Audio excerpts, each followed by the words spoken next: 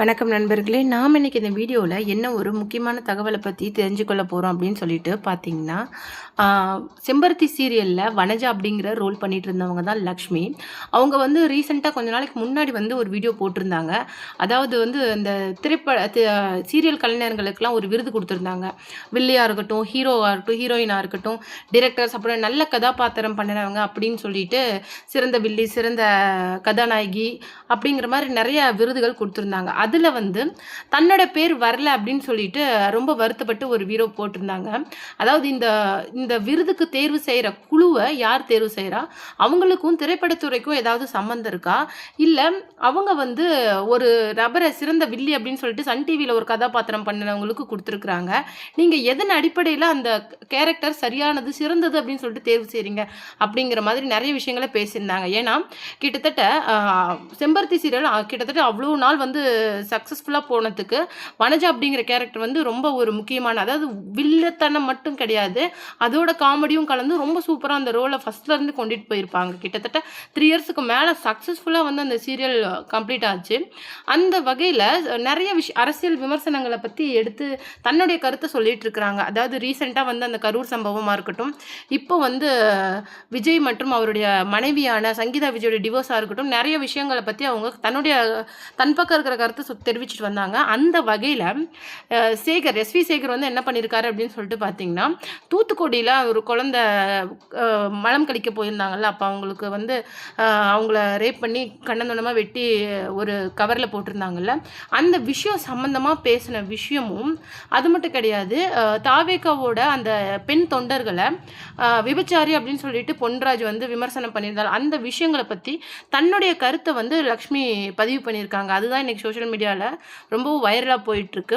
அதுக்கு ஒரு முக்கியமான காரணமே ரொம்ப அழகாக அந்த விஷயத்தை நாசுக்காக அவருக்கு பதிலடி கொடுக்குற மாதிரி பேசியிருக்கிறாங்க. அதை தான் நம்ம டீட்டெயிலாக பார்க்க போகிறோம்.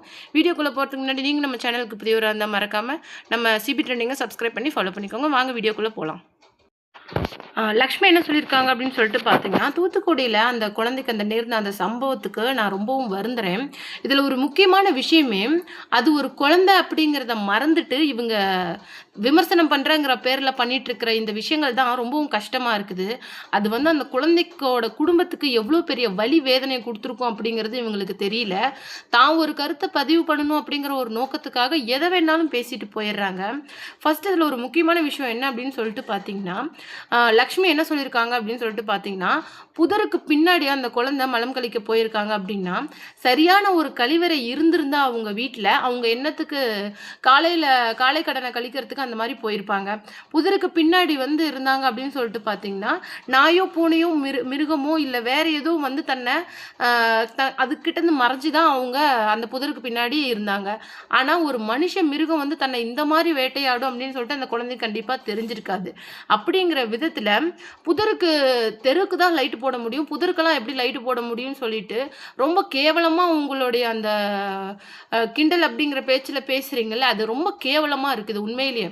அதாவது நீங்களாம் பணக்காரங்க, உங்களுடைய குழந்தைங்களும் சரி நீங்களும் சரி ரொம்ப வசதியான காரில் வசதியான இடத்துல வாழ்கிறவங்க. அது மட்டும் கிடையாது, பாத்ரூமே நீங்களாம் தங்கத்தில் கூட உங்களால் செய்ய முடியும். ஆனால் இந்த மாதிரி ஒரு ஏரியாவில் இருக்கிற அந்த குழந்தைங்களுக்கு கவர்மெண்ட் கட்டி கொடுத்த வீடு தான், கட்டி கொடுத்த கழிவறை தான். என்னங்க ஒன்றும் பெருசாக இல்லை, ஆல் பிளாக் கல்லை வச்சு தான் கட்டி கொடுத்துருப்பாங்க. அது ஒரு மழை பெஞ்சாலும் ஒரு புயல் அடித்தாலும் இடிஞ்சு விழுறதுக்கு எவ்வளோ நேரம் ஆகும். இந்த மாதிரி அடிப்படை வசதிகள் இல்லாத தமிழகத்தில் தான் நாங்கள் வாழ்ந்துட்டுருக்கோம். அதனால தான் ஒவ்வொரு ஆட்சிகையும் வந்து இவங்க நல்லா பண்ணிடுவாங்களா, இவங்க நல்லா பண்ணி கொடுப்பாங்களா, இவங்களாவது நம்மளுடைய இந்த தரத்தை மாற்றி கொடுப்பாங்களா அப்படிங்கிற மாதிரி தான் உங்களை தேர்வு செஞ்சு பண்ணுறோம். கேவலமாக இல்லையா உங்களுக்கு? அந்த நாட்டில் அப்படி நடக்குது, இந்த நாட்டில் அப்படி நடக்குதுன்னு சொல்லிட்டு உங்களை கம்பேர் பண்ணுறீங்களே. நீங்கள் கம்பேர் பண்ணுறதுக்காக தான் நாங்கள் உங்களுக்கு வந்து இதை செய்வோம் அப்படின்னு சொல்லிட்டு உங்கள் கொள்கைகளை எங்களுக்கு காட்டி வாக்கு வாங்குறீங்களா? உங்களுக்கே கேவலமாக இல்லை, தரக்குறைவாக இல்லை அப்படிங்கிற மாதிரி லக்ஷ்மி சொல்லியிருக்காங்க. அது மட்டும் கிடையாது, உங்களுடைய அந்த இதை வந்து அவங்களெல்லாம் நீங்கள் போய் கேட்குறீங்களா, எங்களை மட்டும் ஏன் கேட்குறீங்க அப்படின்னு சொல்கிறது ஸ்கூல் குழந்தைங்க கம்ப்ளைண்ட் பண்ணுற மாதிரி இருக்குது. அப்படி வந்து திராணி இல்லாத நீங்க எதுக்காக ஆட்சிக்கு வரணும்னு நினைக்கிறீங்க? ஒரு ஒரு ஒரு கிராமம் அப்படின்னு சொல்லிட்டு எடுத்துக்கிட்டா, அடிப்படை வசதிகளே இல்லாத அளவுக்கு மோசமா இருக்கிற நிலைமை வந்து யார் குடுத்தது? நீங்க குடுத்ததா? நீங்க குடுத்த விஷயத்த இன்னைக்கு நீங்களே திருப்பி எங்ககிட்ட கேள்வி கேட்டீங்கன்னா, அதுக்கு நாங்க என்ன பதில் சொல்லுவோம்?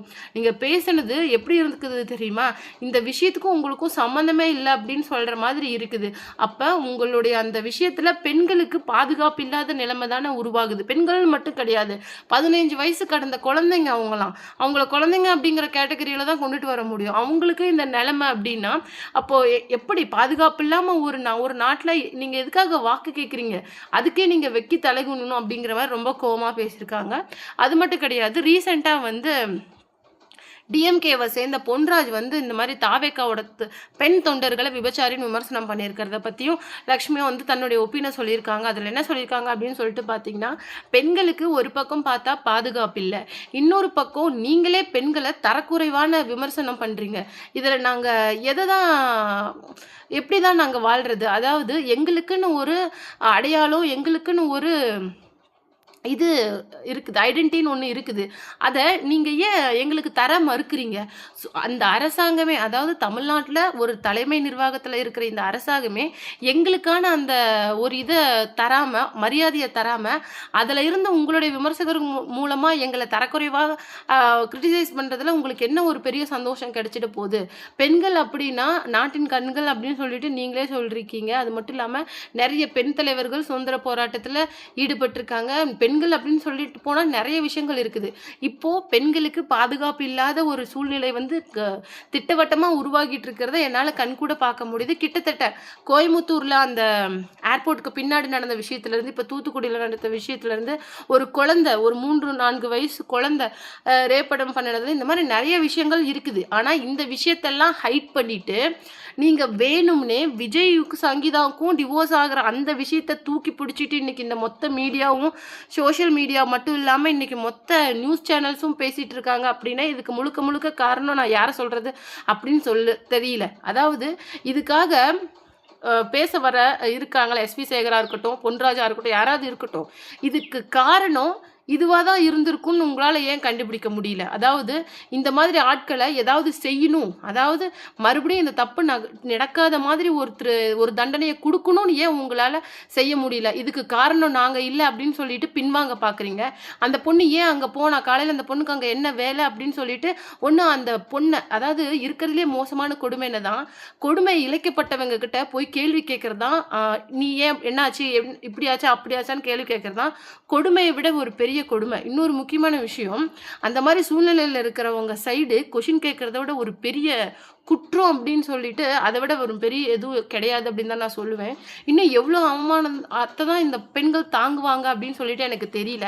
மேபி இந்த 2026 எலெக்ஷனுக்கு அப்புறம் என்ன நடக்குதோ அதுதான் எங்களுடைய ஃப்யூச்சர் அப்படின்னு சொல்லிட்டு நான் நினைக்கிறேன் அப்படின்னு சொல்லிட்டு ரொம்ப எமோஷ்னலாக லக்ஷ்மி வந்து அந்த 2 விஷயத்தை பற்றியும் தன்னுடைய ஒப்பீனியனை பதிவு பண்ணியிருந்தாங்க.